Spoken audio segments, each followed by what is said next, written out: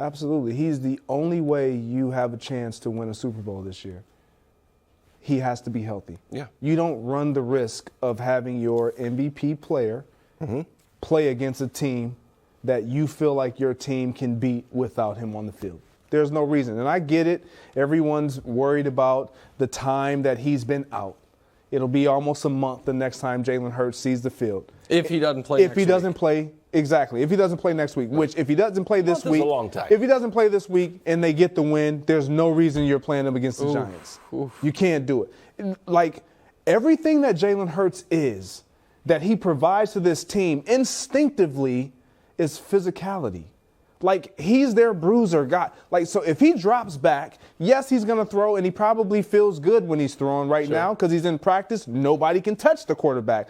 Well, if anything happens in the limited time, if you were to play him, if anything happens to him and it sets him back, you just ruin your chances right there. I don't believe anybody right now at this table believes that Gardner Minshew can do what Nick Foles did with the Eagles in 17. Philly special, you're right. No, Jalen Hurts is the most important player you but I rested. also don't think Philly can go into the playoffs limping, figuratively or literally. I think Philadelphia needs to play a game with Jalen Hurts at less than 100%. Without Lane Johnson. See, that's why I think they don't. You're too vulnerable up front. But you're assuming that he's going to get back to 100% in time. And what I'm saying is Philadelphia, they were hot. They were the last undefeated team. Then they lost one game, but it felt a little fluky because all the turnovers and people thought they got kind of hosed on some calls. Then they started rolling again. And then all of a sudden, their quarterback gets dinged, and they lose their right tackle, and Devontae Maddox is out, and Chauncey Gardner-Johnson's not back, and that invincibility has been pierced. I want to see, if I'm Philly, what the offense, can we be an effective offense without Jalen being a bruising power back? Because what if he can't be a bruising power back again this season? What if we have to be cautious and treat him like a traditional quarterback and not a rugby player on 4th and 1? Like, I want to see some of that. I think in Philadelphia, the Saints, I don't think they're going to make the playoffs. Nobody at this table does. But they're still alive. So they're still playing for something right now. And the Saints, if they beat Philadelphia this weekend, now you're in a whole world of trouble, which is you now have to win in Week 18. And in Week 18, all of a sudden, it's like, wait, now is this when we put Jalen back in? Is this when we experiment with stuff? Yes. Nick, think about what you just said. Like, they would be in a must-win situation. Now you put your guy in. They're not in a must-win situation right now. So why put him in that? Like, even if they didn't run the design runs and all of that, you can't. Look at Josh Allen. They've been telling you, don't run, go down. Instinctively, that's just not how he's wired. Neither is Lamar Jackson, and neither is Jalen Hurts. I think Philly, I think there are a lot of flashing red warning signs that this team, even if they get the bye, is a one-and-done playoff team. Wow. And I think it's worth noting, in the last 3 years prior to this season, last 3 seasons, if you remove the Chiefs who don't lose early in the playoffs, there are 6 teams that have had a bye. Those 6 teams are 3-3.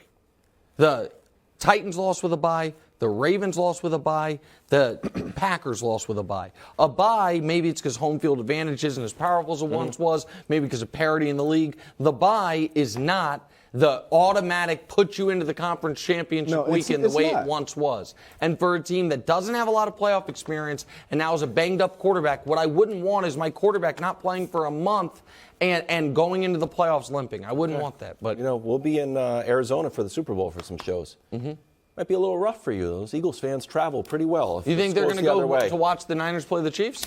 That'd be real dedication to football. Go all the way from Philadelphia to Arizona to watch the Niners play the Chiefs in the Super Bowl. Hey, more power to you. The greatest coach of all time was asked about the dirtiest player in all of football ahead of a must-win game against the Dolphins. You dirty, dirty dog, Mac Jones.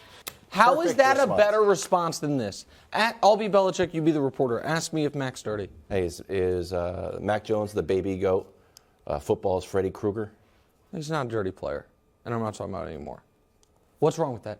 What's wrong with one sentence saying That wasn't no? that bad to be 100%. Okay, yeah. What's wrong? What is the Greg, what's the downside to Belichick just flatly being like, I'm sick of being asked this.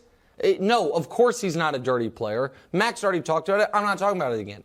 You can still do all the we're on to Miami. I'm not talking about this that you always do, while also asserting that you don't think he's a dirty player. Why would you not? You are actually inviting more questions by not answering the question. You are. And if this was Matthew Judon or anybody else on that team, I find it hard to believe that he would just dismiss it and not address the fact that one of his players is not a dirty player, period. Yeah. But look, this is who Bill Belichick is. So, I mean, I don't expect him to say he's a dirty player. I don't expect him to say he's not a dirty player.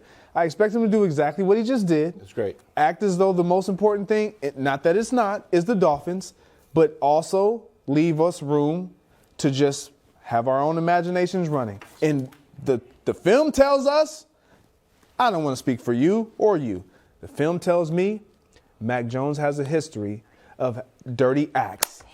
That would classify him as a dirty player. Correct. Oh, my Greg's goodness gracious. What are we going to do? Dirtiest. Oh, you dirty dog, Mac Jones. Yes. The dirtiest player in the Yes. league. I would prefer exactly what Bill Belichick did. You know what? I'm 100% focused on the Miami Dolphins. I don't care about, like, you want to bring up the Brian Burns Gator roll. They squashed that beef. Okay. You know what? And you know when they did it? When Mac Jones was hitting the gritty in the Pro Bowl. Not actually during the gritty, but, during the game. I don't care about Mac Jones being a dirty player. Belichick doesn't care about being a dirty player. We're locked in. That's fine. Laser focused on the Dolphins. But you need to be laser focused on this game for one other reason. Why? And I hate to bring this up to you on Friday, going into a weekend. Are you emotionally prepared that this Sunday against the Dolphins might be the last time Mac Jones starts for the Patriots? Oh, come on. Hold on a second. Wait a second. If they lose, they're eliminated. If they're eliminated, it's on the board. Bailey Zappi plays Week 18. You think that Brady might be the quarterback next year.